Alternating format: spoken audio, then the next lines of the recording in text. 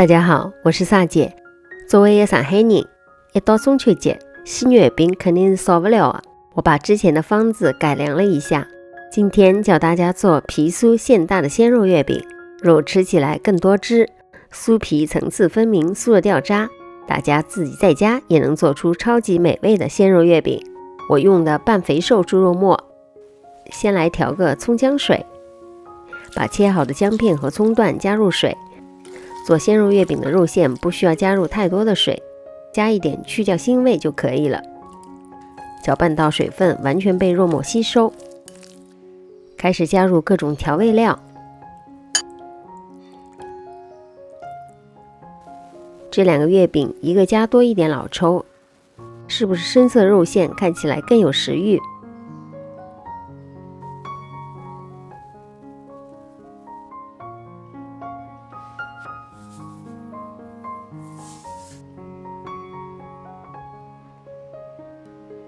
加入一个蛋清，让肉质更加的滑嫩，朝着一个方向不断的搅拌，直到肉馅起胶上劲。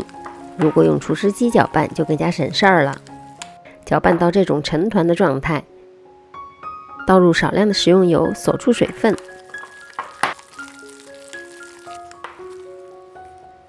把肉馅分成16份，每份大约30克左右，放入冰箱冷冻大约1个小时，冷冻到这样不软也不太硬的程度，这样包馅的时候就会容易多了。现在来做酥皮部分，先来做水油皮，面粉里倒入糖和盐，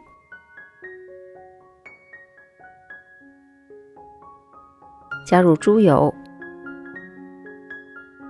用手搓揉，感觉猪油被面粉完全包裹住，加入水混合成团。这个面团可以做得稍软一点，这样就会比较容易包馅，也不容易破酥。揉到表面光滑不粘手，盖上保鲜膜，松弛40分钟。油酥的部分可以用低筋或者中筋面粉，要避免过分揉油酥面。如果室温太高，面团就会偏软，需要适当减少一点猪油的比例，用捏和搓的方法把猪油和面粉揉成团。保鲜膜包好，松弛30分钟。把水油皮和油酥面团分别都分成2份。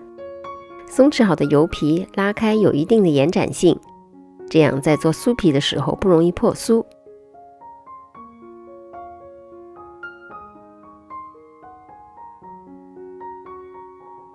用1份水油皮包裹住1份油酥面团，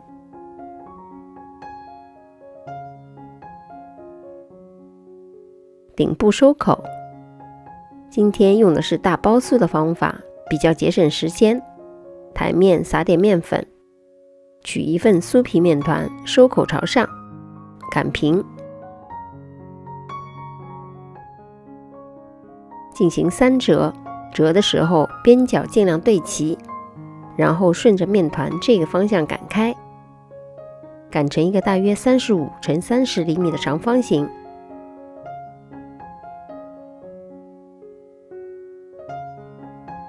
由上至下的卷起，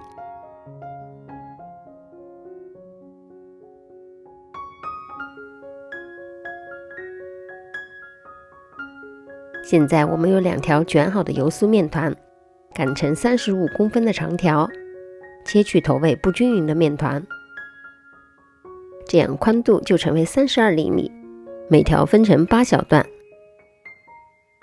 每段4公分宽。全程面团盖好保鲜膜，以免表皮面干。取1段酥皮面团，分口朝上，2头向中间折起，擀成中间稍厚、四周薄一点，直径8到9公分的圆形。包入肉馅，冻过的肉馅有点硬，会比较好包，折几个褶子会更容易捏紧收口。这一个月饼生坯大约60到65克之间，把做好的月饼放在烤盘上，中间留一点空间，来给月饼盖个小鲜肉印章。红色的食用色素或者色粉，加点水融化，用厨房纸浸透。印章的时候轻轻按压一下，印上红章的鲜肉月饼看起来更加容易勾起食欲。